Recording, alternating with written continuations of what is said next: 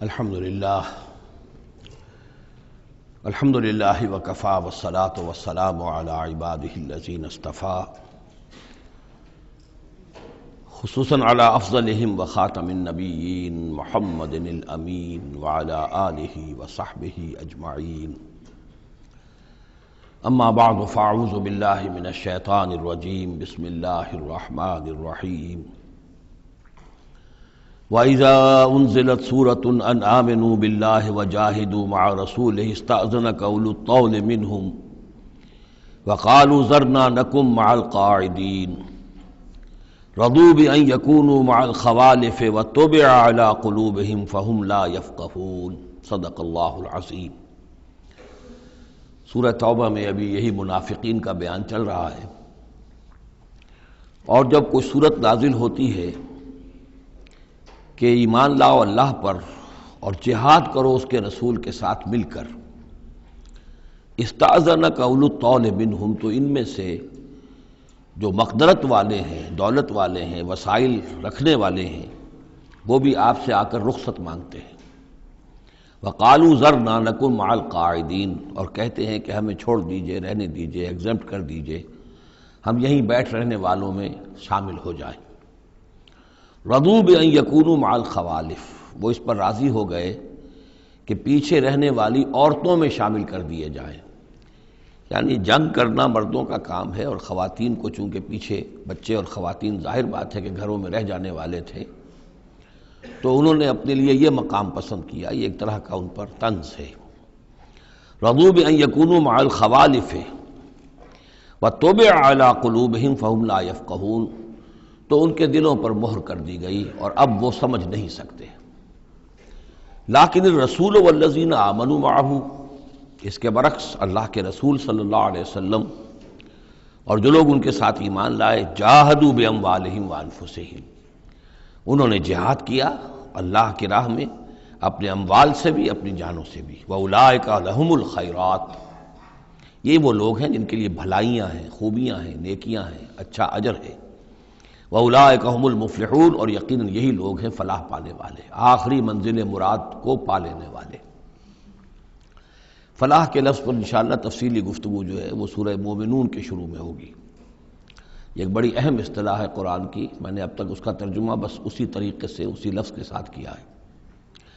اعد اللہ لہم جنات تجری من تحتہا الانہار خالدین فیہا، اللہ تعالیٰ نے ان کے لیے ان باغات کو تیار کیا ہے جن کے دامن میں یا جن کے نیچے ندیاں بہتی ہوں گی، جن میں وہ ہمیشہ ہمیش رہیں گے.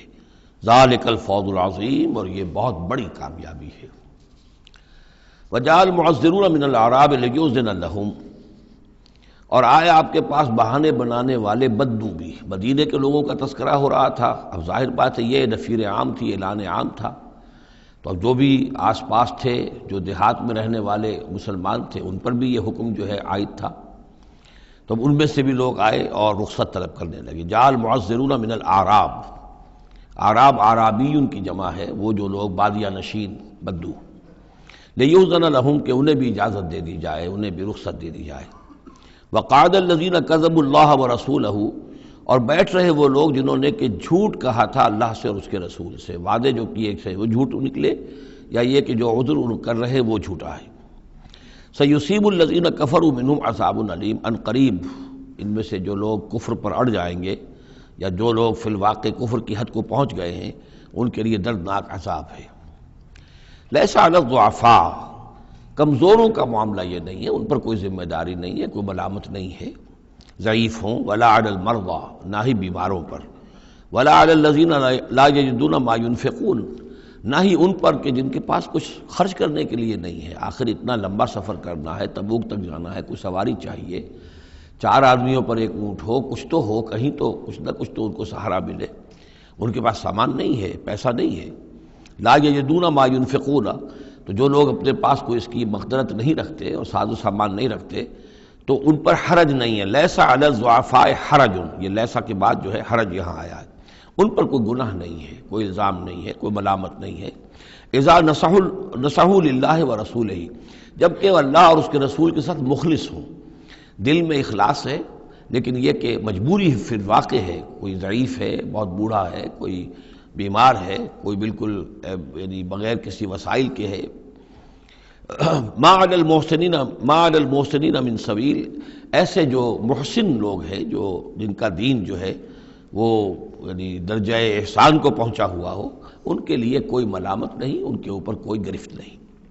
واللہ غفور الرحیم، اور اللہ غفور الرحیم ہے۔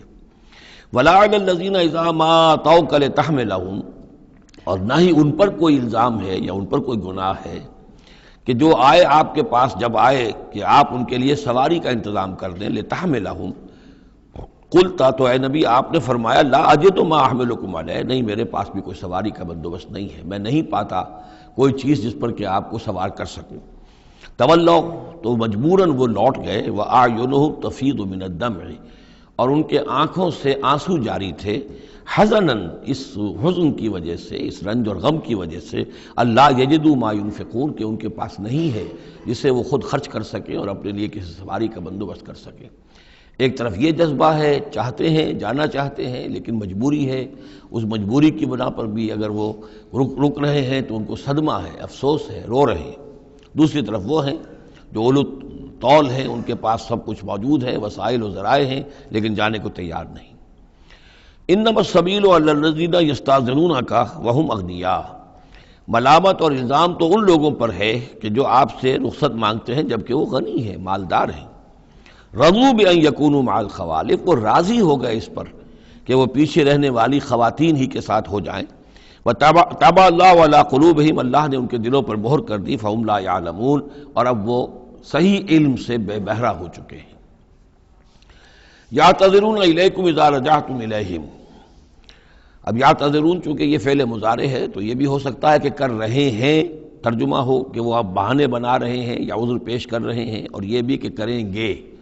تو اس اعتبار سے یہ آیات یہ بھی ممکن ہے کہ اثناء سفر میں، واپسی کا جو سفر ہے تبوک سے، اس میں نازل ہوئی ہوں، اور یہاں پھر ہم مستقبل کے حوالے سے اس کا ترجمہ کریں گے، اور یہ بھی ہو سکتا ہے کہ مدینے واپس تشریف لانے کے بعد یہ آیات نازل ہوئی ہوں، تو اب حال میں اس کا ترجمہ ہوگا۔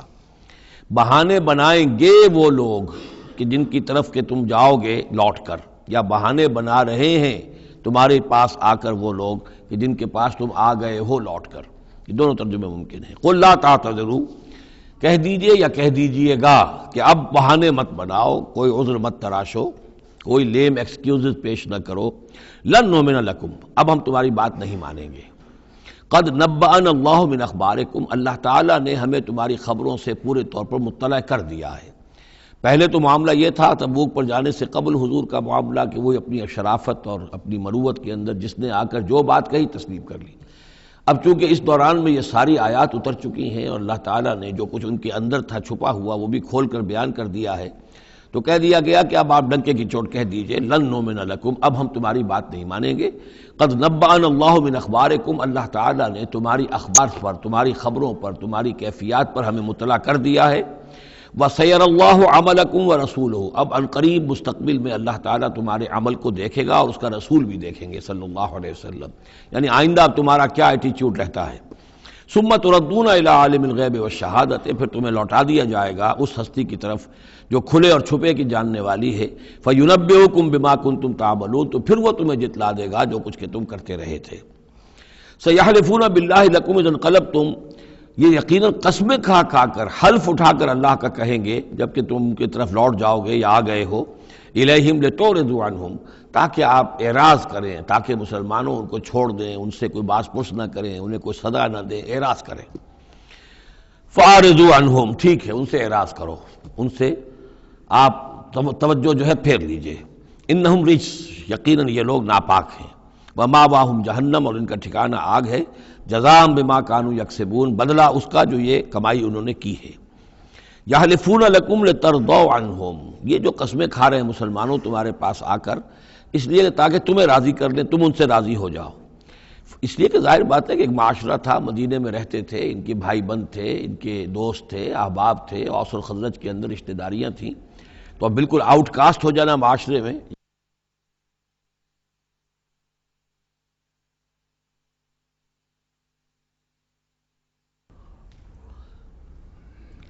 تو ظاہر بات ہے کہ وہ پھر کوشش کرتے تھے کہ سارے مسلمان ہم سے بدظن نہ ہو جائیں، سب لوگ جو ہیں بدگمان ہو جائیں، تو ہم تو آؤٹ کاسٹ ہو جائیں گے۔ گویا کہ معاشرے میں اچھوت ہو جائیں گے۔ تو وہ آ کے لوگوں سے ملاقاتیں کر کر کے پھر ان کو بتاتے تھے کہ نہیں ہمارا تو یہ عذر تھا، یہ مجبوری تھی، ہماری نیتوں پر شک نہ کرو۔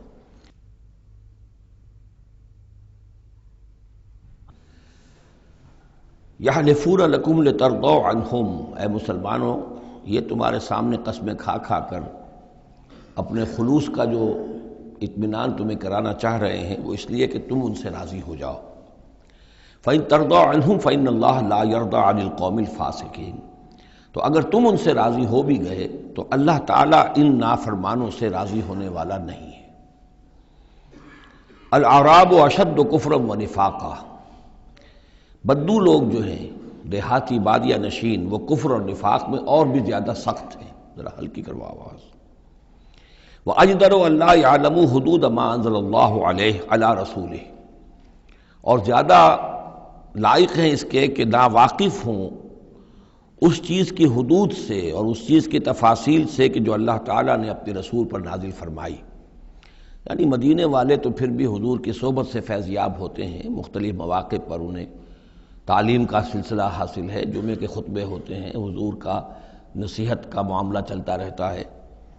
تو ظاہر بات ہے کہ جو لوگ ان چیزوں سے بھی محروم ہیں، بادیہ نشین ہیں، شاذ کبھی کوئی آیا مدینے میں تو حضور سے کی صحبت سے فیضیاب ہو گیا، لہذا فطری طور پر، معقول اور منطقی طور پر کفر اور شرک، کفر اور نفاق ان میں جو ہے وہ شدید تر ہے۔ واللہ علیم الحکیم، اور اللہ تعالیٰ سب کچھ جاننے والا اور کمال حکمت والا ہے۔ ومن الاعراب، اور ان بدوؤں میں سے وہ بھی ہیں، من یتخذ ما ينفق مغرما، کہ جو کچھ انہیں خرچ کرنا پڑتا ہے اسے وہ تاوان سمجھتے ہیں، یعنی زکوٰۃ ہے، عشر ہے، جو بھی اب ان کے اوپر عائد ہو گیا ہے، جو محصولات ہیں اسلامی نظام کے، اب یہ چونکہ ان کو دینے پڑ رہے ہیں، پہلے تو کوئی نظام ایسا تھا نہیں، تو یہ ان کو ایسے محسوس کرتے ہیں جیسے کوئی تاوان ہو۔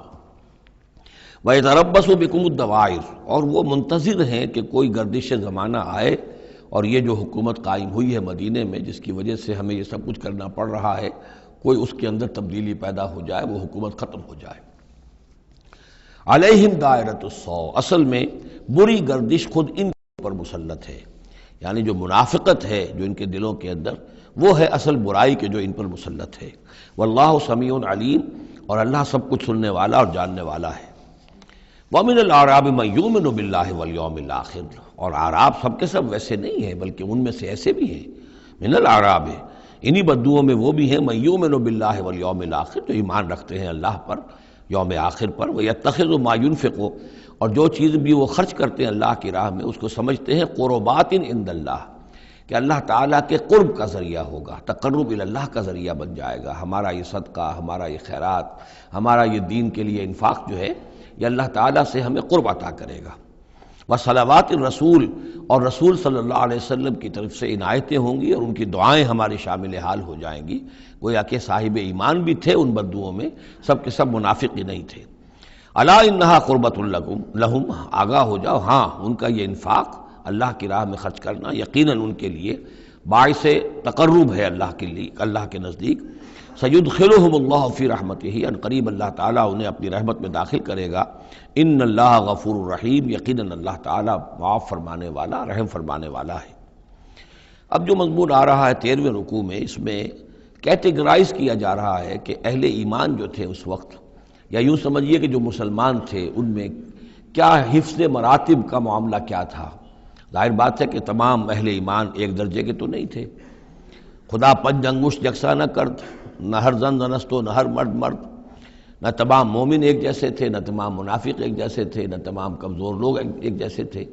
تو یہ بھی بڑی یوں سمجھیے کہ حکمت قرآنی کا ایک اہم موضوع ہے، اس لیے کہ آئندہ بھی جب بھی کبھی کسی مسلمان معاشرے میں کوئی دینی تحریک اٹھے گی، ظاہر بات ہے جیسا کہ میں نے عرض کیا ہے انسانی فطرت میں تو کوئی تبدیلی نہیں ہوئی ہے، اسی طرح کے صورتحال پیش آئے گی، تو اس کی پہچان کے لیے لوگوں کے درمیان درجے بندی کا ایک فہم اور تفقع حاصل کرنے کے لیے یہ آیات جو ہیں یہ بہت ہی اہم ہیں۔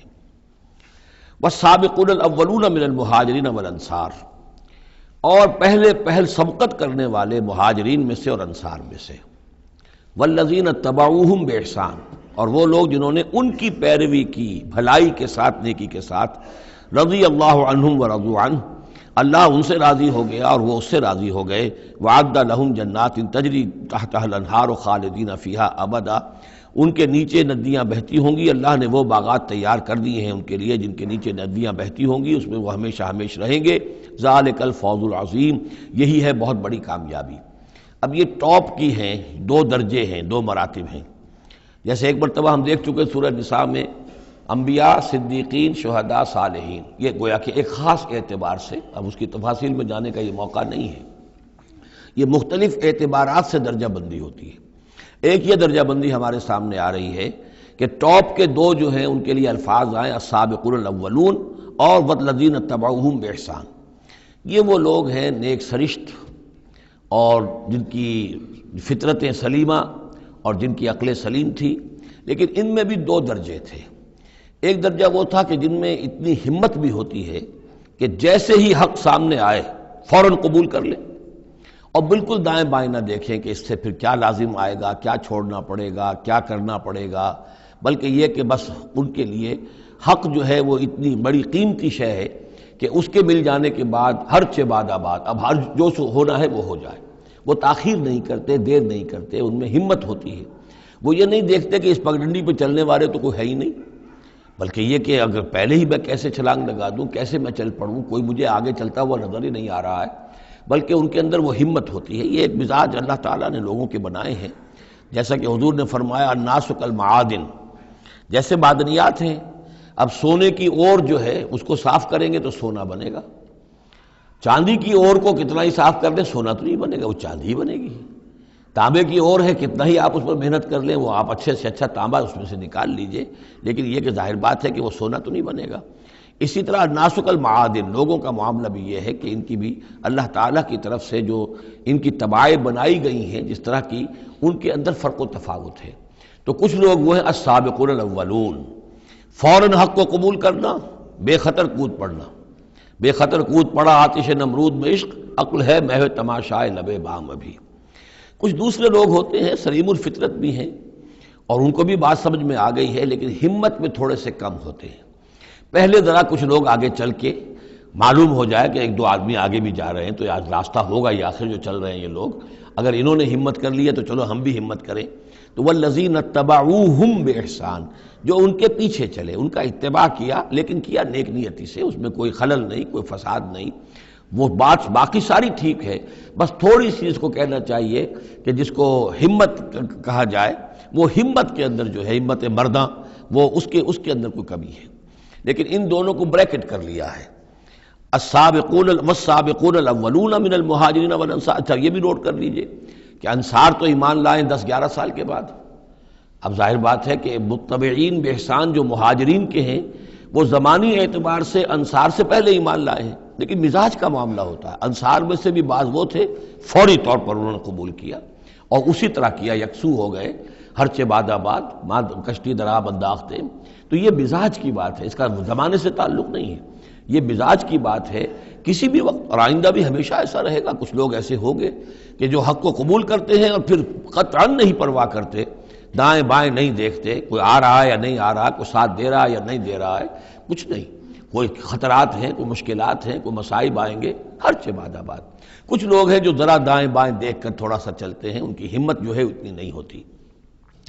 والسابقون الاولون من المہاجرین والانصار والذین اتبعوہم بإحسان رضی اللہ عنہم ورضوا عنہ وعد لہم جنات تجری تحت الانہار خالدین فیہا ابدا ذالک الفوز العظیم۔ وممن حولکم من الاعراب منافقون، اب یہ ایک طرف تو یہ ٹاپ کے دو اور ایک اب بالکل نیچے جا کر، اور جو لوگ تمہارے آس پاس آباد ہیں جو بدوؤں میں، جو بادیہ نشین ہیں، ان میں منافق ہیں۔ ومن اہل المدینہ، اور نہ صرف ان میں ہیں، اہل مدینہ میں بھی ہیں۔ مردوا علی النفاق، یہ لوگ وہ ہیں جو نفاق پر اڑ چکے ہیں۔ اب یعنی ان کا نفاق جو ہے جیسے ٹی بی کی 3rd سٹیج ہوتی ہے کہ جس کے بعد پھر امید نہیں ہوتی کہ شفا ہو جائے گی، یہ پرانی زمانے کی باتیں ہیں، اب تو ٹی بی لا علاج مرض نہیں رہا، پہلے کی بات ہے۔ لیکن یہ ہے کہ یہ اس جو مرض ہے نفاق کا، ان کا اس تیسری سٹیج کو پہنچ چکا ہے۔ مردوا علی النفاق لا تعلمہم، آپ انہیں نہیں جانتے، نحن نعلمہم، ہم انہیں جانتے ہیں۔ سنعذبہم مرتین، ہم انہیں بار بار عذاب دیں گے. ان کے لیے تو عذاب روز کھڑا تھا، روز مطالبہ آتا تھا نکلو اللہ کی راہ میں، روز جھوٹ بولنا، روز قسمیں کھانی، روز کسی نہ کسی طریقے سے بہانے بنانا. ان کی زندگی ضیق میں تھی، یہ نہیں تھا کہ وہ اس طریقے سے آرام سے تھے. ثم یردون الی عذاب عظیم، اور پھر ان کو لوٹا دیا جائے گا ایک بہت بڑے عذاب کی طرف، وہ آخرت کا عذاب ہے. اس کے بعد اب درمیان میں پھر دو کیٹیگریز آ رہی ہیں. وہ لوگ کہ جو کچھ نیمے درو نیمے برو ہیں، منافق نہیں ہیں لیکن ہمت کی بہت کمی ہے، کچھ چلنا چاہتے بھی ہیں، کچھ نہیں چل پاتے ہیں، کچھ چلتے ہیں لیکن کبھی کبھی کسی سے غلطی بھی ہو جاتی ہے، کوئی ہمت بھی کرتے ہیں لیکن کبھی کوئی غلبہ ہو جاتا ہے، کوئی کسل ہو جاتا ہے، کوئی سستی طاری ہو جاتی ہے. اب ان کی کیٹیگری آ رہی ہے، لیکن ان کو بھی دو حصوں میں تقسیم کریں گے. وآخرون اعترفوا بذنوبہم، اور کچھ لوگ اور ہیں جو اپنے گناہوں کا اعتراف کرتے رہتے ہیں، اپنی کوتاہیوں کا. جھوٹ نہیں بولتے، جھوٹا بہانہ نہیں بناتے، جھوٹی قسم نہیں کھاتے. ہم سے خطا ہو گئی، ہم سے غلطی ہو گئی، واقعتاً ہم سے کوتاہی ہوئی ہے، واقعتاً ہم اپنے اہل و عیال کے اندر مصروف ہو کر اور اپنے فرائض کی ادا کرنے میں کوتاہی کا ثبوت دیتے رہے ہیں. یہ اعتراف، جب تک اعتراف ہوگا نفاق نہیں شمار ہوگا. جہاں جھوٹا بہانہ آنا شروع ہوا وہ نفاق ہے، اور جہاں جھوٹی قسم آ گئی وہ نفاق کی دوسری سٹیج ہے. اور اس کے بعد تیسری سٹیج یہ ہوتی ہے کہ اہل ایمان سے انہیں ضد ہو جاتی ہے، قد ہو جاتی ہے، دشمنی ہو جاتی ہے کہ یہ بے وقوف لوگ جو ہیں ان کی وجہ سے ہم پریشان ہو رہے ہیں. اگر یہ بھی ہماری طرح بیٹھ رہے تو ہمیں بھی کوئی پوچھے نہیں اور کوئی ہمارے اوپر بھی کوئی عتاب نہ آئے. یہ چونکہ فوراً وہ تو جیسے ہی آواز آئی اور یہ چل پڑتے ہیں، لہذا بجائے اس کے کہ ان کے بارے میں اچھے احساسات و جذبات ہوں کہ چلیے اللہ ان کو توفیق دے رہا ہے، بلکہ ان سے ایک دشمنی اور ایک ان کے دلوں کے اندر عداوت پیدا ہو جاتی ہے. وہ ہے نفاق. یہ اور کیٹیگری ہے کہ جو نفاق سب سے نیچے کر لیجئے اور سب سے اوپر وہ دو ہیں، والسابقون الاولون من المہاجرین والانصار والذین اتبعوہم بإحسان. اب ان کے درمیان میں یہ دو سٹیجز ہیں. وآخرون اعترفوا بذنوبہم، اور کچھ لوگ اور ہیں جنہوں نے اپنی کوتاہیوں کا، اپنی تقصیر کا اعتراف کیا. خلطوا عملا صالحا وآخر سیئا، انہوں نے کچھ گڈمٹ کیا ہوا ہے، نیک کام بھی کرتے ہیں، ایثار بھی کرتے ہیں، انفاق بھی کرتے ہیں، لیکن یہ کہ کبھی کوئی غلط کام بھی کر بیٹھتے ہیں، کوئی بری حرکت بھی سرزد ہو جاتی ہے. عسى الله ان يتوب علیہم، اللہ تعالیٰ امید دلاتا ہے کہ اللہ تعالیٰ ان کی توبہ کو قبول فرمائے گا اور ان کی توبہ جو ہے ان کو توبہ کی توفیق دے گا. ان اللہ غفور الرحیم، یقیناً اللہ تعالیٰ غفور اور رحیم ہے. اس میں شان نزول کے اعتبار سے ایک روایت بھی ہے. حضرت ابو لبابہ تھے رضی اللہ تعالیٰ عنہ اور ان کے کچھ ساتھی تھے، ان سے غزوہ تبوک کے موقع پر یہ کوتاہی ہو گئی کہ کسل کی وجہ سے اور مال اور دنیا میں اپنے مصروفیات اور مشاغل کی وجہ سے نہیں جا سکے. لیکن یہ ہے کہ ان کو شدید فوراً ہی احساس ہو گیا کہ ان سے تو بہت بڑی غلطی ہوئی ہے، بڑی خطا ہو گئی ہے، بڑی کوتاہی ہوئی ہے. اور اس احساس کی وجہ سے اس درجے ان کو اندر جو ہے ندامت کے جذبات پیدا ہوئے کہ انہوں نے اپنے آپ کو مسجد نبوی کے ستونوں سے باندھ لیا کہ اب حضور ہی آئیں گے اور اگر اعلان فرمائیں گے کہ ہماری توبہ قبول کر لی ہے اللہ تعالیٰ نے اور اپنے دست مبارک سے ہمیں کھولیں گے، تب ہم یہاں سے آزاد ہوں گے، ورنہ ہم یہیں پر اپنی جانیں دے دیں گے، اپنے آپ کو باندھے رکھیں گے ان ستونوں کے ساتھ. پھر حضور واپس تشریف لائے ہیں اور یہ آیات جب نازل ہوئیں، عسى الله ان يتوب علیہم، اللہ تعالیٰ ان قریب، یا اللہ توقع ہے اللہ ان کی توبہ قبول فرمائے گا. تب حضور نے آ کر انہیں کھولا اور انہیں یہ خوشخبری دی کہ ان کی توبہ جو ہے اللہ نے قبول کر لی ہے. یہ وہی بات ہے جو سورہ نساء میں بھی ہم پڑھ چکے ہیں. ثم یتوبون من قریب، وہ لوگ انما التوبۃ علی اللہ للذین یعملون السوء بجہالۃ ثم یتوبون من قریب.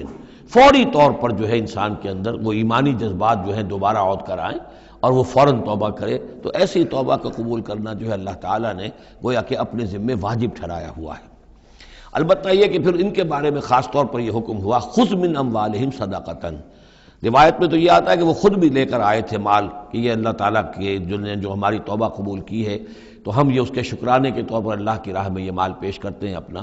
لیکن یہ کہ یہ قاعدہ کلیہ بھی ہے کہ خذ من اموالہم صدقۃ، جہاں تک منافقین کا معاملہ تھا روک دیا گیا، ان کے اب آپ صدقات قبول نہ کیجئے، اب ان کے نفقات اللہ کے ہاں قبول نہیں ہوں گے.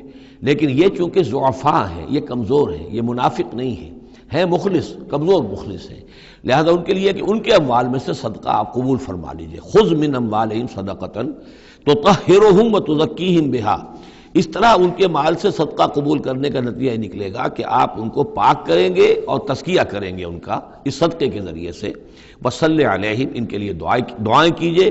ان صلاتک سکن لہم، یقیناً نبی آپ کی دعا جو ہے ان کے حق میں وہ بہت ہی سکون بخش ہے کہ انہیں یہ خیال ہو کہ ہم سے جو خطا ہوئی تھی ہم نے بھی استغفار کیا، توبہ کی ہے، اور اللہ کے رسول بھی ہمارے لیے دعا کر رہے ہیں.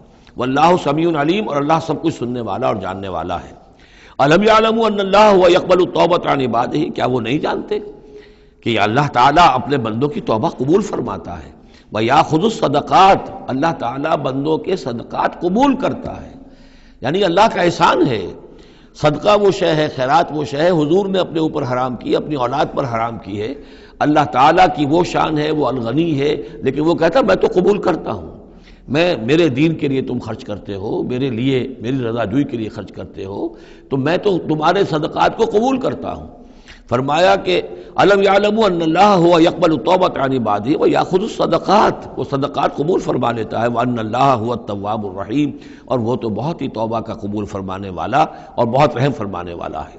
وقل اعملوا، لیکن ساتھ ہی آپ ان کو وہی جو کمزور لوگ تھے کہہ دیجئے، یہ بھی کہہ دیجئے اعملوا، اب دیکھو عمل کرو، اب محنت کرو، اثر نو کمر کسو، پہلے سے بڑھ کر اب سرفروشی اور جاں فشانی ہونی چاہیے. فَسَيَرَى اللَّهُ عَمَلَكُمْ وَرَسُولُهُ، تو آئندہ اللہ بھی اور اس کے رسول بھی تمہارے عمل کو دیکھیں گے، تمہارا رویہ کیا رہتا ہے، تم نے کتنی اصلاح کی ہے، دوبارہ تو نہیں پھر تمہارا قدم پھسل رہا ہے. والمومنون، اور اہل ایمان بھی دیکھیں گے.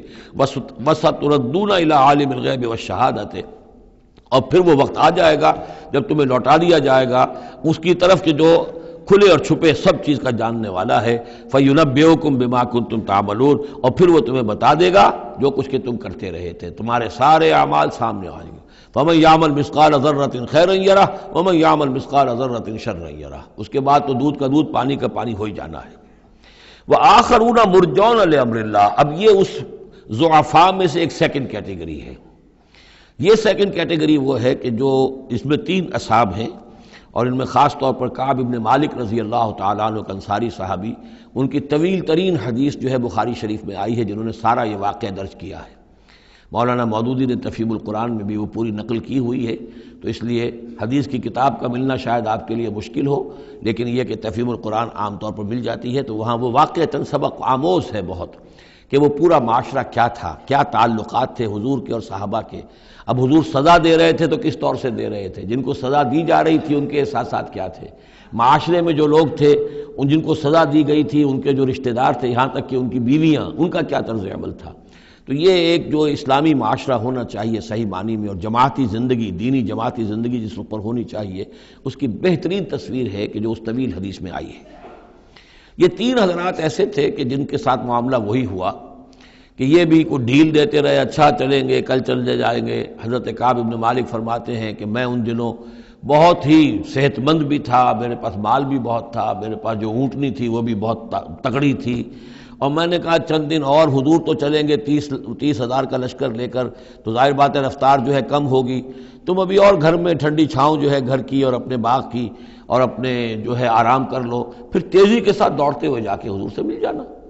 اب شیطان جو ہے اسی طریقے سے تعویق کراتا ہے، تاخیر کراتا ہے، تاکہ یہ کہ پھر ہوتے ہوتے اچانک ایک دن محسوس ہوا کہ اب تو چاہے میں کتنا ہی تیز دوڑوں میں حضور سے نہیں مل سکتا، بس وہ ہاتھ پاؤں ڈھیلے پڑ گئے. لیکن یہ کہ اس کے بعد بھی جب حضور صلی اللہ علیہ وسلم تشریف لائے ہیں اس وقت تک بھی انہوں نے خود کوئی اقدام نہیں کیا اپنی توبہ کا، بلکہ یہ کہ حضور نے جب بلا کے لوگوں سے باز پرس کرنی شروع کی ہے تو جو منافق آتے تھے وہ قسمیں کھا جاتے تھے، حضور کسی کی بات مان لیتے تھے، جو بھی تھی بات. جب ان کی باری آئی تو حضور مسکرائے. حضور کو معلوم تھا کہ یہ ظاہر بات ہے کہ کعب ابن مالک جو ہے منافقین میں سے نہیں ہے. فرمائیے آپ کا مسئلہ کیا ہوا تھا؟ انہوں نے صاف کہہ دیا کہ حضور یہ لوگ جو جھوٹی قسمیں کھا کھا کر بچ گئے ہیں آپ کے ہاں سے، مجھے بھی اللہ نے زبان دی ہے، میں بھی بہت سے جھوٹی باتیں بھی کہہ سکتا ہوں، لیکن صحیح بات یہ کہ کوئی عذر نہیں ہے میرے پاس. میں جتنا ان دنوں صحت مند تھا اتنا کبھی صحت مند نہیں تھا، جتنا ان دنوں غنی تھا اتنا کبھی غنی نہیں تھا، میرے پاس کوئی عذر نہیں ہے سوائے اس کے کہ شیطان مجھے ورغلاتا رہا. تو حضور کو نے پھر ان کو، اور ان کے ساتھ 2 اور ساتھی تھے، ایسے 3 کا معاملہ یہ تھا، تو انہیں ایک سزا دی گئی، اور سزا مقاطعے کی تھی، سوشل بائیکاٹ، کوئی ان سے بات نہ کرے. وہ ان کے اوپر 50 دن جو گزرے ہیں، گھر میں ان کی بیوی ان سے بات کرنے کو تیار نہیں ہے. پوچھا گیا کہ میں بیوی یہاں پر میں رکھوں یا نہ رکھوں. بیوی نے آ کر کہا بوڑھے آدمی ہیں، کوئی ان کی خدمت کرنے والا نہیں ہے کہ رہ سکتی ہو، لیکن شاید انہوں نے بعد میں اپنی بیوی کو بھی بھیج دیا تھا، اس لیے کہ کسی کے پاس جاتے تھے کہ اللہ کے بندے تمہیں تو معلوم ہے کہ میں منافق نہیں ہوں، میں مسلم ہوں، اور تم مجھ سے بات نہیں کرتے ہو. تو وہ جواب دیتے تھے مسلمان اللہ و رسولہ عالم، اللہ اور اس کے رسول کو زیادہ بہتر معلوم ہے، اور منہ موڑ کر چلے جاتے تھے. تو یہ وہاں کا معاشرہ جو ہے اس کے اندر جو نظم تھا، ضبط تھا کہ ہمارے نبی نے چونکہ انہیں سزا دی ہے لہذا اب ان سے کوئی کلام نہیں کرے گا. اسی میں وہ واقعہ بھی پیش آیا، چونکہ 50 دن کا لمبا معاملہ تھا کہ ملک غسان کا جو ہے ان کے پاس ایک آ گیا ایلچی، اور اس کا خط اس نے دیا، اور اس میں یہ لکھا ہوا تھا کہ ہمیں معلوم ہے تمہارے ساتھی تم پر بڑا ظلم کر رہے ہیں، تمہارے صاحب جو ہے یعنی حضور صلی اللہ علیہ وسلم، تم تو بڑے شریف آدمی ہو اور تم بڑے اپنی قوم کے جو ہے وہ بہت سربراوردہ لوگوں میں سے ہو، تم ایسے تو نہیں ہو کہ تمہیں اس طرح ذلیل کیا جائے، تم ہمارے پاس آؤ، ہم تمہیں اپنے یعنی اونچے درجے دیں گے اپنے دربار میں.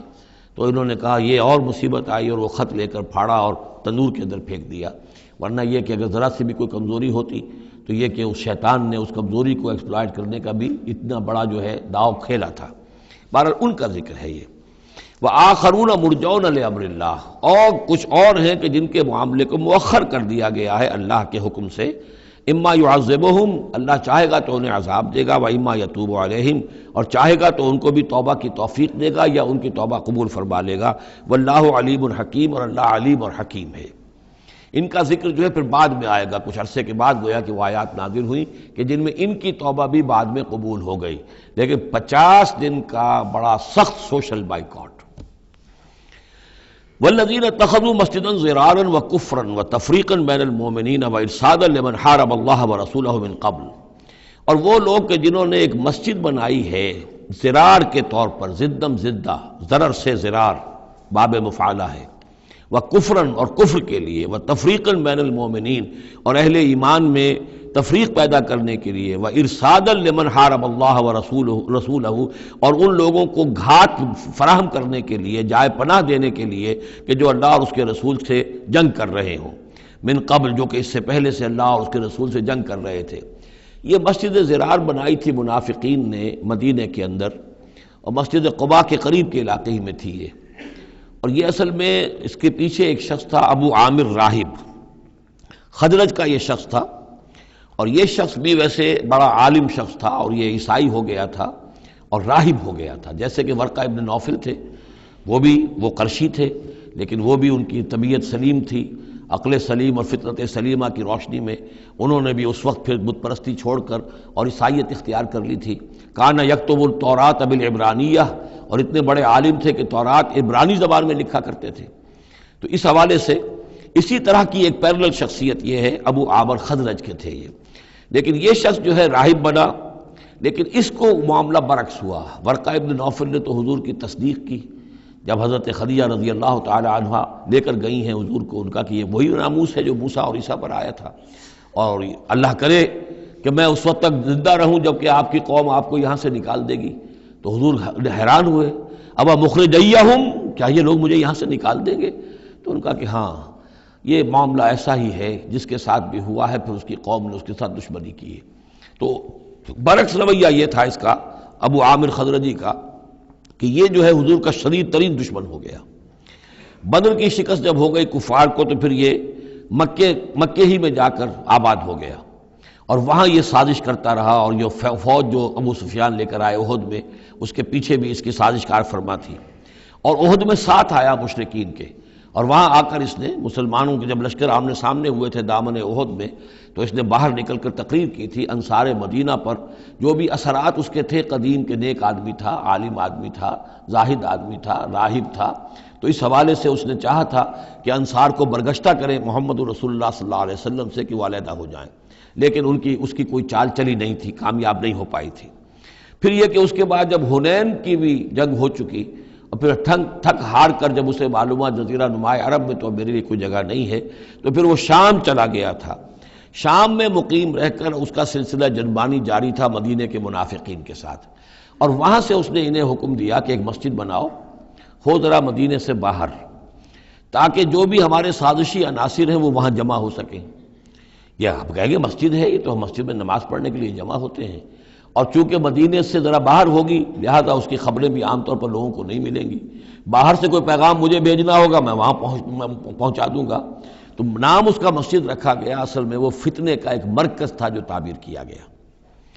تو والذین اتخذوا مسجدا ضرارا وکفرا وتفریقا بین المؤمنین وارصادا لمن حارب اللہ ورسولہ، یہ تھے مقاصد اس مسجد کی تعمیر کے، مسجد نما عمارت جو انہوں نے بنائی تھی کہ وہ اصل میں مسلمانوں کو نقصان پہنچانے کے لیے، کفر کی تقویت کے لیے، اہل ایمان میں تفریق پیدا کرنے کے لیے، اور جو بھی اللہ اور اس کے رسول کے دشمن ہیں ان کو ایک جائے پناہ اور ان کے لیے ایک گھات کی جگہ کہ وہ وہاں جا کر آ کر بیٹھے، جی مسافر ہیں مسجد کے اندر ٹھہرے ہوئے ہیں، ان کے اوپر کوئی جو ہے کوئی تعارض ان سے نہ کرے۔ وَلَيَحْلِفُنَّ إِنْ أَرَدْنَا إِلَّا الْحُسْنَى، اور عن قریب وہ قسمیں کھا کھا کر کہیں گے کہ نہیں حضور ہماری کوئی بری نیت نہیں تھی، کوئی ارادہ نہیں تھا، بلکہ یہ کہ ہم نے تو نیکی کا ارادہ کیا تھا۔ اصل میں دوسری مسجد ہم سے دور پڑتی تھی، کچھ جماعت میں ہماری کچھ نمازیں رہ جاتی تھی جماعت سے، ہم نے کہا کہ ہم ایک مسجد اور بنا لیں تاکہ ہماری تمام جو نمازیں ہیں باجماعت ادا ہو جائیں۔ واللہ یشہد انہم لکاذبون، اللہ گواہی دیتا ہے کہ یہ جھوٹے ہیں۔ لا تقم فیہ، انہوں نے آ کے حضور سے درخواست کی، ایک دفعہ حضور آپ تشریف لے چلیے، آپ کے آنے سے وہاں بڑی برکت ہو جائے گی، تو آپ مسجد جو ہے ہماری اس کو بھی یہ سعادت نصیب ہو جائے کہ آپ قدم رنجاں فرمائے وہاں، لیکن اللہ تعالیٰ نے بر وقت روک دیا۔ لا تقم فیہ ابدا، اے نبی آپ اس مسجد میں کبھی کھڑے نہ ہو۔ لمسجد اسس علی التقوی من اول یوم، یقیناً وہ مسجد جو پہلے دن ہی سے تقوی پر تعمیر کی گئی، مسجد قباء قریب ہی تھی، اور یہ وہ مسجد ہے کہ جو سب سے پہلے تعمیر ہوئی ہے اور اس کی بنیاد تقوی پر تھی۔ حضور جب ہجرت کا سفر اختیار کر کے آئے تھے، مدینے پہنچے تو وہاں پہلا پڑاؤ تھا، مدینے سے 3 میل باہر، اس پڑاؤ کی جگہ پر یہ وہ مسجد قباء ہے۔ تو مسجد اسس علی التقوی من اول یوم، پہلے دن سے جو مسجد جو ہے تقوی پر جس کی بنیاد رکھی گئی، احق ان تقوم فیہ، وہ زیادہ حقدار ہے، مستحق ہے اس کی کہ آپ اس میں کھڑے ہوں، اس میں نماز پڑھیں۔ فیہ رجال یحبون ان یتطہروا، اس میں وہ لوگ ہیں کہ جن کو بڑی پسند ہے یہ بات کہ وہ بہت پاک رہیں، بہت پاک رہیں۔ واللہ یحب المطہرین، اور اللہ تعالیٰ کو ایسے لوگ بہت پسند ہیں کہ جو بہت زیادہ پاکی کو پسند کرتے ہوں۔ ان سے پوچھا گیا پھر مسجد قباء والے مسلمانوں سے کہ آپ لوگوں کی وہ کون سا وصف ہے آپ کا جس کی وجہ سے اللہ تعالیٰ نے اتنی مدح فرمائی ہے کہ یہ بڑے متطہرین ہیں، مطہرین، اور اللہ ان کو پسند کرتا ہے؟ تو انہوں نے فرمایا کہ ہم قضاء حاجت کے بعد ڈھیلے بھی استعمال کرتے ہیں اور پھر پانی سے بھی طہارت کرتے ہیں۔ تو یہ دونوں طریقے سے وہ اپنا استنجا جو ہے وہ پوری طریقے سے کرتے تھے، اسی کو سمجھا گیا ہے کہ اللہ تعالیٰ نے اس کی تعریف فرمائی ہے۔ فیہ رجال یحبون ان یتطہروا واللہ یحب المطہرین، افمن اسس بنیانہ علی تقوی من اللہ ورضوان، تو کیا بھلا وہ کہ جس نے اپنی بنیاد رکھی ہو اپنی عمارت کی تقوی پر اللہ کی طرف سے اور اس کی رضا پر، وہ بہتر ہے، ام من اسس بنیانہ، یا وہ کہ جس نے اپنی تعبیر کی بنیاد رکھی ہے علی شفا جرف ہار، ایک ایسی کھائی کے کنارے پر جس کا کنارہ گرا چاہتا ہے، فنہار بہ فی نار جہنم، تو پھر وہ اس کو لے کر گر گیا نار جہنم میں۔ یعنی یہ کہ انسان تعبیر کرتا ہے تو کوئی جگہ دیکھتا ہے، فرض کیجئے کوئی ایسی جگہ ہے کہ نیچے سے کھوکھلی ہے، آپ نے دیکھا ہوگا بعض جگہ دریاؤں کے کناروں کے اوپر کہ نیچے سے لیکن اوپر کنارہ چلا آ رہا ہے، اب اس کنارے کے اوپر جو ہے جس کے نیچے سپورٹ نہیں ہے، کوئی تعمیر کرے گا تو تعمیر کہاں جائے گی؟ وہ تو ظاہر بات ہے کہ وہ دریا میں گر جائے گی۔ تو اصل میں یہ جو تدبیریں ہوتی ہیں منافقین کی، ان کی مثال ایسے ہے کہ جہنم کے کنارے کے اوپر یہ خشکی ہے، اس کا کنارہ باہر نکلا ہوا ہے، اس پر ہی اپنی تعمیر کر رہے ہیں، ظاہر بات ہے کہ وہ کنارہ بھی ڈھہ جائے گا اور ان کو اور ان کی تعمیر کو لے کر جہنم میں جا گرے گا۔ واللہ لا یہدی القوم الظالمین، اور اللہ تعالیٰ ایسے ظالم لوگوں کو راہیاب نہیں کرتا۔ لا یزال بنیانہم الذی بنوا ریبۃ فی قلوبہم، یہ عمارت جو انہوں نے بنائی ہے، یعنی یہ جو بھی منافقت کی عمارت انہوں نے تعمیر کی ہے اور تانا بانا بنا ہے، یہ عمارت جو انہوں نے بنائی ہے اب رہے گی ان کے دلوں میں، شکوک و شبہات پیدا کیے رکھے گی، الا ان تقطع قلوبہم، الا یہ کہ ان کے دل کے ٹکڑے کر دیے جائیں۔ اس کو یوں سمجھیے کہ اگر فرض کیجئے کسی کے جسم میں کینسر بہت پھیل گیا ہو تو ظاہر بات ہے آپریشن نہیں ہو سکتا، کیا کریں گے آپ؟ پورے جسم کے ٹکڑے کر دیں گے؟ وہ تو اس ٹیشو میں بھی ہے، اس ٹیشو میں بھی ہے، اس ٹیشو میں بھی ہے، وہاں بھی پہنچ گیا ہے، یہاں بھی پہنچ گیا ہے، اب ممکن نہیں۔ تو اسی طریقے سے ان کے دلوں کے اندر اس کی جڑیں اتنی گہری جا چکی ہیں منافقت کی کہ ان کے دلوں سے منافقت کی جڑیں نکل ہی نہیں سکتی الا یہ کہ دل کے ٹکڑے ٹکڑے کر دیے جائیں، دل ریشہ ریشہ کر دیا جائے تو آپ جڑیں نکال لیں، ورنہ اس کے بغیر ممکن نہیں ہے، یعنی اس درجے راسخ ہو چکے ہیں۔ لا يزال بنيانهم الذي بنوا ريبة في قلوبهم الا ان تقطع قلوبهم والله عليم حكيم، اللہ تعالی علیم اور حکیم ہے۔ ان اللہ اشترى من المؤمنین انفسهم واموالهم بان لهم الجنہ، یہ دو آیات پھر بہت اہم آ گئی ہیں۔ یقیناً اللہ نے خرید لی ہے اہل ایمان سے ان کی جانیں بھی اور ان کے مال بھی، اس قیمت پر کہ ان کے لیے جنت ہے۔ یقاتلون فی سبیل اللہ، یہ ہے بیع و شراء جو ایک صاحب ایمان کی اللہ کے ساتھ ہو جاتی ہے۔ ان اللہ اشترا، صاحب ایمان بیچتا ہے، اللہ خریدتا ہے۔ ان اللہ اشترا من المؤمنین انفسهم واموالهم بان لهم الجنہ یقاتلون فی سبیل اللہ، وہ جنگ کرتے ہیں اللہ کی راہ میں، فیقتلون ویقتلون، تو قتل کرتے بھی ہیں قتل ہوتے بھی ہیں۔ 70 قتل کر دیے انہوں نے قرشی میدان بدر میں، 70 شہید ہو گئے دامن احد میں۔ وعد اللہ علیہ حقا، وعدن علیہ حقا، یہ وعدہ اللہ کے ذمے ہے، ثابت ہے، پختہ ہے، قائم ہے، یعنی جنت انہیں اللہ دے کر رہے گا۔ اس میں اصل میں جو بین السطور کا یہ یا جو چیز پس منظر میں ہے وہ یہ ہے کہ ایک سودا ہوتا ہے نقد، آپ نے مال دیا اور قیمت لے لی، بات ختم ہو گئی۔ یہ جو اللہ کے ساتھ سودا ہے یہ ادھار ہے، یہاں سب کچھ لگا دو، خرچ کر دو، جان مال تن من دھن لگا دو، آخرت میں ملے گی جنت۔ جنت یہاں نہیں ہے، جنت وہاں ہے۔ تو چونکہ ادھار کا سودا ہے، اس پر دل میں کچھ نہ کچھ دغدغہ رہتا ہے۔ نو نقد نہ تیرا ادھار والی جو مثال ہے کہ 9 نقد نہ تیرا ادھار، ادھار کی 13 سے بہتر ہے کہ 9 جو نقد ملتے ہیں وہ لے لیے جائیں۔ تو اس حوالے سے جو ہے انسانی کمزوری بربنائے طبع بشری، اس کے اندر ایک دغدغہ رہتا ہے، اس کو اب کس زور کے ساتھ اس کی نفی کی جا رہی ہے۔ وعدن علیہ حقاً، کوئی شک نہ کرو یہ وعدہ ہے اس کے ذمے حق ثابت، فی التوراۃ والانجیل والقرآن، اور اللہ کی طرف سے اس وعدے کی توثیق 3 دفعہ ہو چکی ہے، تورات میں ہوئی، انجیل میں ہوئی، قرآن میں ہوئی۔ ومن اوفی بعہدہ من اللہ، اور اللہ سے بڑھ کر اپنے عہد کا وفا کرنے والا کون ہوگا؟ فاستبشروا ببیعکم الذی بایعتم بہ، پس خوشیاں مناؤ، جشن مناؤ اس بیع پر جو تم نے کی ہے۔ اب یہاں ایک لفظ اور آ گیا، بایعتم بہ، آپس میں جو سودا کیا ہے، مبایعت باب مفاعلہ، با یبیع بیچنا، یہ ثلاثی مجرد ہے، اور یہ جو ہے بیعت بنتی ہے بایع یبایع، آپس میں کوئی سودا کر لینا۔ تو فاستبشروا ببیعکم الذی بایعتم بہ، بس خوشیاں مناؤ اس بیع پر جس کا سودا تم نے اپنے اللہ سے کیا ہے۔ یہیں سے لفظ بیعت نکلا ہے۔ بیعت کیا ہے؟ ایک بندہ اللہ کے حوالے کرتا ہے اپنے آپ کو، لیکن چونکہ اللہ تعالیٰ تو سامنے خود موجود نہیں ہے، اس وقت اللہ کے رسول تھے، تو بیعت ہو رہی ہے اصل میں تو اللہ سے، بیع اللہ سے ہے اور بیعت رسول اللہ سے ہو رہی ہے صلی اللہ علیہ وسلم۔ دست مبارک اللہ کا نہیں ہے بلکہ اللہ کے رسول کا ہے۔ البتہ ایک جگہ ہم جا کر دیکھ لیں گے کہ فرمایا گیا کہ ایک تیسرا ہاتھ اور بھی ہے، انویزیبل ہاتھ، غیر مرئی ہاتھ اللہ کا بھی ہے، ید اللہ فوق ایدیہم، اللہ کا ہاتھ ان کے ہاتھوں کے اوپر ہے۔ تو یہ بیع ہے، یہ سودا ہے، یہ ایمان کا لازمی تقاضا ہے۔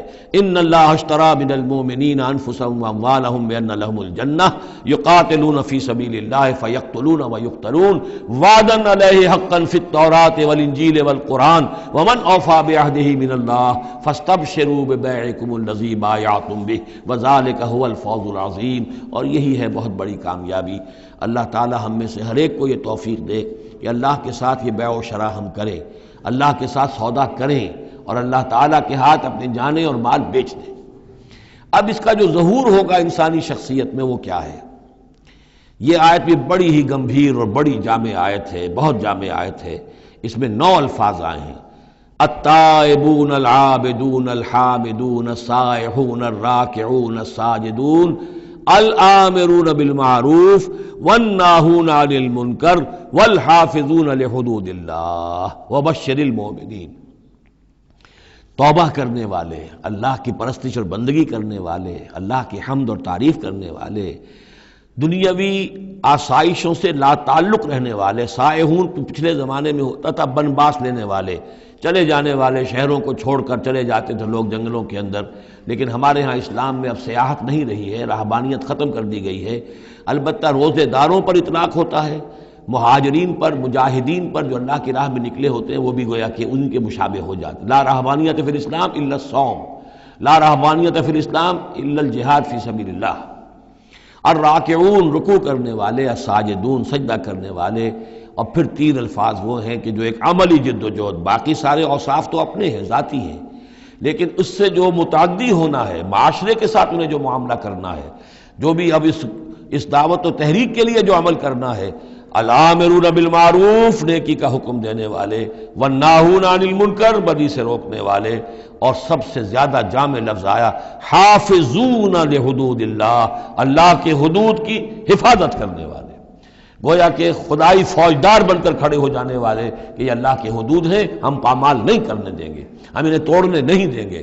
یہ ہے وہ در حقیقت کے جو منہج انقلاب نبوی کے ضمن میں اس دور میں جو ایک اجتہاد کی ایک ضرورت ہے کہ جو بھی آخری مرحلہ ہوگا جبکہ وہ سارے مراحل طے ہو چکے ہوں تو اس میں نہی عن المنکر بالید، کہ ہم حدود اللہ کو اب نہیں ٹوٹنے دیں گے اور ہم پوری طاقت کے ساتھ حفاظت کریں گے اللہ کی حدود کی، اور جو بھی منکرات ہیں ان کو روکیں گے۔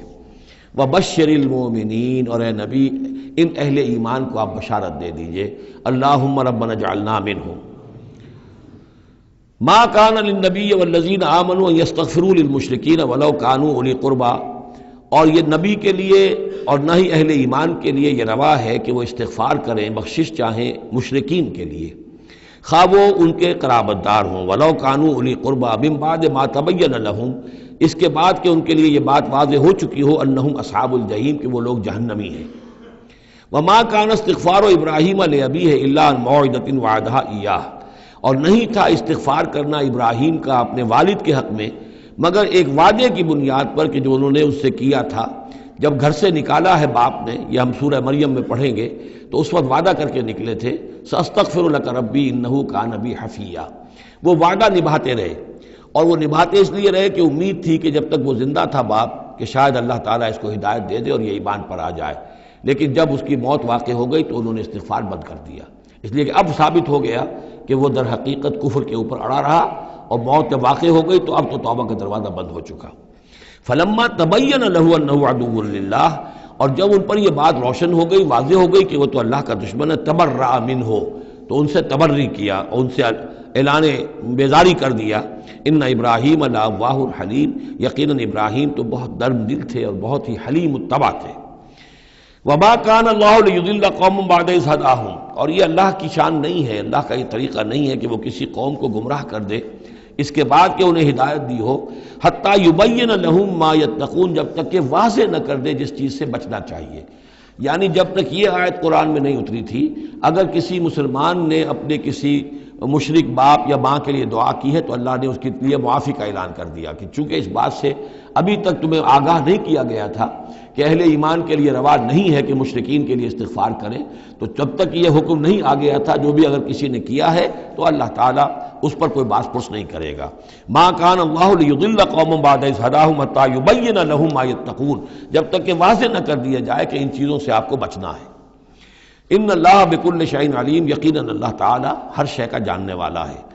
ان اللہ لہ ملک السماوات والارض، یقیناً اللہ ہی کے لیے ہے آسمانوں اور زمین کی بادشاہی، یحیی و یمیت، وہی زندہ رکھتا ہے، وہی موت وارد کرتا ہے۔ ما لکم من دون اللہ من ولی ولا نصیر، اور تمہارے لیے کوئی نہیں ہے، کوئی نہ حمایتی اور نہ کوئی مددگار اللہ کے سوا۔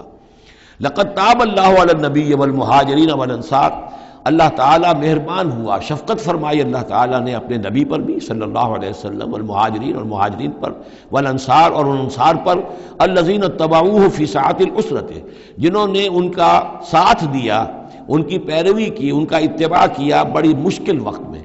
یہ اسرہ جو ہے اس کو کہا جاتا ہے تبوک کو جیش الاسرہ، بہت ہی تنگی تھی، راشن کی بہت کمی تھی، بھوک کا معاملہ، قحط کا معاملہ، بہت سخت آزمائش تھی جو اللہ تعالیٰ نے اس وقت مسلمانوں کی ہے، لیکن جن لوگوں نے ساتھ دیا، ثابت قدم رہے، ان کے لیے اب یہ کہ اللہ تعالیٰ کی طرف سے اعلان عام ہو رہا ہے۔ لقد تاب اللہ علی النبی والمہاجرین والانصار الذین اتبعوہ فی ساعۃ العسرۃ من بعد ما کاد یزیغ قلوب فریق منہم، اس کے بعد کہ ان میں سے ایک گروہ کے دل میں کچھ کجی آنے بھی لگی تھی، پر بنائے طبع بشری کہیں نہ کہیں کچھ نہ کچھ کمزوری، جیسے کہ غزوہ احد میں بھی بنو حارثہ اور بنو سلمہ کے بارے میں عارضی طور پر تھوڑی سی کمزوری آ گئی تھی۔ ثم تاب علیہم، پھر اللہ تعالیٰ نے ان پر توجہ فرمائی، عنایت فرمائی، انہ بہم رؤوف الرحیم، یقیناً وہ ان کے حق میں بہت مہربان ہے، رحم فرمانے والا۔ وعلی الثلاثۃ الذین خلفوا، اور اب یہ اعلان ہو گیا ان تین کے بارے میں بھی جن کا کہ معاملہ مؤخر کر دیا گیا تھا، اور وہ تین کعب ابن مالک اور ان کے ساتھ اور بھی ہلال ابن امیہ اور مرارہ ابن ربیع رضی اللہ تعالیٰ عنہ اجمعین، یہ تین صحابہ تھے انصاری۔ وعلی الثلاثۃ الذین خلفوا، اور ان لوگوں پر بھی وہ جو تین کہ جن کا معاملہ ذرا پیچھے ڈال دیا گیا تھا، مؤخر کر دیا گیا تھا، ان پر بھی اللہ نے توبہ فرمائی، یعنی اللہ نے توبہ قبول فرمائی۔ حتیٰ اذا ضاقت علیہم الارض بما رحبت، یہاں تک کہ جب زمین ان پر اپنی تمام کشادگی کے باوجود تنگ پڑ گئی، وضاقت علیہم انفسہم، اور ان پر اپنی جانیں جو ہے بھاری ہو گئیں، وظنوا ان لا ملجا من اللہ الا الیہ، اور انہیں یقین ہو گیا کہ اللہ تعالیٰ سے بچ کر جا کر کوئی اور پناہ گاہ ہے ہی نہیں سوائے اس کے کہ اسی کی جناب میں آ کر پناہ لی جائے۔ لا ملجا من اللہ الا الیہ، جیسے یہ کہ کوئی بچے کو اگر ماں مارتی ہے تو بچہ پھر لپکتا ہے ماں کی طرف، لپٹتا ہے ماں سے، جائے کہاں؟ ظاہر بات ہے کہ مار رہی ہے ماں، لیکن وہ پھر لپٹ رہا ہے ماں کے ساتھ۔ اسی طرح لا ملجا من اللہ الا الیہ، اللہ تعالیٰ کی طرف سے اگر کوئی سختی بھی آئے، سزا بھی آئے، تو آخر بھاگے جائیں کہاں؟ اللہ ہی کی جناب میں پھر پناہ لینی ہے۔ نہ کہیں جہاں میں کما ملی جو اما ملی، تو کہاں ملی میرے جرم خانہ خراب کو تیرے عفو بندہ نواز میں۔ ثم تاب علیہم لیتوبوا، تو اللہ تعالیٰ نے ان کی توبہ قبول فرمائی تاکہ وہ بھی دوبارہ متوجہ ہو جائیں اور اپنی جو بھی کمزوریاں تھیں ان کو رفع کریں۔ ان اللہ هو التواب الرحیم، یقیناً اللہ تعالیٰ تواب ہے اور رحیم ہے۔ یا ایھا الذین آمنوا اتقوا اللہ وکونوا مع الصادقین، اہل ایمان اللہ کا تقوی اختیار کرو اور دیکھو صادقین کی جماعت کے ساتھ جڑے رہو۔ یہ جڑے رہنا جو ہے یہ ہے در حقیقت کسی جماعتی زندگی کے اندر، جیسا کہ ہم نے اس سے پہلے پڑھا تھا سورہ انعام میں، لَهُ أَصْحَابٌ يَدْعُونَهُ إِلَى الْهُدَى ائْتِنَا، اگر کسی کے کچھ ساتھی ہوں، کسی وقت کسی کا پاؤں گر گیا، پھسل گیا، تو کوئی اور ساتھی سہارا دینے والا ہو، ہاتھ پکڑنے والا ہو، کسی کی کسی وقت ہمت جو ہے جواب دے رہی ہے تو دوسرا جو ہے اس کی ہمت بنانے والا ہو، اجتماعی زندگی جو برکتیں ہیں۔ یا ایھا الذین آمنوا اتقوا اللہ وکونوا مع الصادقین، اور سچے لوگوں کی معیت اختیار کرو۔ ما کان لأہل المدینۃ ومن حولہم من الاعراب ان یتخلفوا عن رسول اللہ، یہ بالکل روا نہیں تھا مدینے والوں کے لیے، اور نہ ہی جو ان کے ارد گرد تھے بدو لوگ جو آباد تھے، کہ وہ پیچھے رہ جاتے رسول کو چھوڑ کر۔ رسول جا رہے ہیں، تپتی راہیں مجھ کو پکارے، دامن پکڑے چھاؤں گھنیری، وہ تپتی راہوں کی طرف رسول تو جا رہے ہیں اور یہ بیٹھے رہے اپنی ٹھنڈی چھاؤں کے اندر۔ وَلَا يَرْغَبُوا بِأَنفُسِهِمْ عَن نَفْسِهِ، اور نہ ان کے لیے یہ روا تھا کہ وہ نبی کی جان سے بڑھ کر اپنی جان کی فکر کرتے، اپنی جان کی پرواہ کرتے، اپنی آسائش اور اپنی حفاظت اور اپنی عافیت جو ہے اس کی فکر کرتے۔ ذَلِكَ بِأَنَّهُمْ لَا يُصِيبُهُمْ ظَمَأٌ، یہ اس لیے کہ انہیں نہ تو آتی کوئی بھوک پیاس لگتی، ولا نصب، نہ کوئی ان کے اوپر تکان طاری ہوتی، ولا مخمصۃ، نہ کبھی انہیں فاقے کی تکلیف گوارا کرنا پڑتی فی سبیل اللہ، اللہ کے راہ میں، ولا یطعون موطئا، اور نہ ہی وہ قدم رکھتے کسی جگہ پر یغیظ الکفارہ، جس سے کہ کفار کو جو ہے کے دلوں میں آگ لگے، ولا ینالون من عدو نیلا، اور نہ وہ لیتے اپنے دشمن سے کچھ بھی، کوئی بازی حاصل کرتے، کچھ پاتے، کچھ اس سے فتح حاصل کرتے، الا کتب لہم بہ عمل صالح، مگر یہ کہ ہر اس فعل کے ساتھ ساتھ ان کے اعمال میں عمل صالح نیکیوں کا اندراج ہوتا رہتا۔ چاہے کبھی بھوک لگتی، کبھی پیاس لگتی، کبھی کوئی اور تکلیف ہوتی، کہیں چلنا پڑتا، اس کی مشقت ہو جاتی، تکان ہو جاتی، کہیں دشمن سے کوئی غضب پہنچا کر اہل ایمان کو لیے کوئی نفع حاصل کر لیا جاتا، جو بھی ہوتا یہ سب کا سب ان کے نامہ اعمال میں نیکیوں کی صورت میں درج ہوتا چلا جاتا۔ ان اللہ لا یضیع اجر المحسنین، یقیناً اللہ تعالیٰ محسنوں کے اجر کو ضائع نہیں کرتا۔ ولا ينفقون نفقة صغیرة ولا کبیرة، اور نہ ہی وہ خرچ کرتے کوئی نفقہ، کوئی انفاق چھوٹا ہو یا بڑا، ولا يقطعون وادیا، اور نہ طے کرتے کوئی وادی، الا کتب لہم، مگر یہ کہ وہ لکھ لی جاتی، ان کے سارے نامہ اعمال کے اندر یہ سارے اعمال درج ہو جاتے۔ لیجزیہم اللہ احسن ما كانوا يعملون، تاکہ اللہ تعالیٰ انہیں بدلہ دیتا بہت ہی عمدہ اس کا کہ جو وہ کرتے رہے ہیں۔ وما كان المؤمنون لينفروا كافة، اور اہل ایمان کے لیے یہ بات تو ممکن نہیں ہے کہ وہ سب کے سب نکل آئیں۔ اب یہ در حقیقت حل بتایا جا رہا ہے، چونکہ یہ بات سامنے آ چکی ہے کہ جو لوگ بدو ہیں، بادیہ نشین ہیں، وہ کفر میں اور نفاق میں زیادہ سخت ہیں، ان کو حضور کی صحبت سے فائدہ نہیں پہنچ رہا، استفادہ نہیں کر پاتے۔ اب کیا کیا جائے، اس کا حل کیا ہو؟ یہ تو ممکن نہیں ہے کہ سارے بادیہ نشین آئیں اور مدینے میں آباد ہو جائیں۔ ما کان المؤمنون لینفروا کافہ، سب کے سب اپنے اپنے علاقوں کو چھوڑیں اور آ جائیں مدینے میں، تو اب کیا شکل ہوگی؟ فلولا نفر من کل فرقۃ طائفۃ منہم طائفۃ، تو کیوں نہ نکلے ہر ایک جماعت میں سے ایک گروہ، ایک حصہ، لیتفقہوا فی الدین، وہ آئیں حضور کی خدمت میں رہیں، تفقہ فی الدین حاصل کریں، دین کا فہم، دین کی سمجھ حاصل کریں۔ وَلَيُنذِرُوا قَوْمَهُمْ إِذَا رَجَعُوا إِلَيْهِمْ، اور پھر جب جائیں اپنی قوم کی طرف واپس تو اپنی قوم کو بھی خبردار کریں، لَعَلَّهُمْ يَحْذَرُونَ، تاکہ وہ بھی بچیں۔ یعنی یہ ایک ہدایت کر دی گئی کہ اب تمام لوگ جو ہیں اس طریقے سے نظام بنایا جائے کہ لوگ آیا کریں گروہ در گروہ، اور یہاں مدینے میں حضور کے پاس قیام کریں، ان کی تربیت ہو، تعلیم ہو، ان کو سمجھایا جائے، سکھایا جائے، پڑھایا جائے، پھر وہ جائیں اور اپنے اپنے علاقوں میں جا کے لوگوں کے اندر اسی تعلیم کو عام کریں۔ یا ایھا الذین آمنوا قاتلوا الذین یلونکم من الکفار، اہل ایمان جنگ کرو ان کافروں سے جو تمہارے ساتھ ملحق ہیں۔ اصل میں یہ چونکہ اب حضور صلی اللہ علیہ وسلم کی جو دعوت کا بین الاقوامی یا عالمی یا آفاقی دور ہے، اس کا آغاز ہو چکا ہے، اب اس کو بڑھنا ہے، تو یہاں حکم دیا جا رہا ہے اب جو دارالاسلام کی سرحد یہاں ہے تو جو کافر یہاں بستے ہیں ان سے قتال کرو، پھر وہ سرحد آگے چلی جائے گی تو اگلوں کے ساتھ قتال کرو۔ یہ قتال جاری رہنا ہے تا آ کے پوری دنیا پر اللہ کا دین غالب ہو جائے۔ جیسے کہ وہ قتال جاری رہا، قاتلوہم حتی لا تکون فتنۃ ویکون الدین کلہ للہ، جیسے جزیرہ نمائے عرب کی حد تک قتال کے جاری رکھنے کا حکم تھا کہ جب تک جزیرہ نمائے عرب سے کفر اور شرک کا خاتمہ نہیں ہو جاتا اور اللہ کا دین وہاں غالب نہیں ہو جاتا، یہ جنگ جاری رہے گی۔ اب معاملہ یہ ہے کہ حضور صرف عرب کے لیے نہیں بھیجے گئے تھے بلکہ پوری دنیا کے لیے، لہذا اب اس کے لیے یہ اعلان عام ہے، چارٹر ہے، اسی پر عمل کرتے ہوئے فوجیں نکلی ہیں۔ ورنہ جیسا کہ میں نے کئی مرتبہ عرض کیا ہے، ایرانیوں نے تو کہا بھی تھا کہ ہمارے اوپر کیوں تم چڑھ کر آ گئے ہو، یہ اللہ کا حکم ہے۔ یا ایھا الذین آمنوا قاتلوا الذین یلونکم من الکفار ولیجدوا فیکم غلظہ، اور چاہیے کہ وہ تمہارے اندر سختی محسوس کریں، نرمی نہ پائیں، سختی محسوس کریں۔ وَاعْلَمُوا أَنَّ اللَّهَ مَعَ الْمُتَّقِينَ، اور جان لو کہ اللہ تعالیٰ متقیوں کے ساتھ ہے۔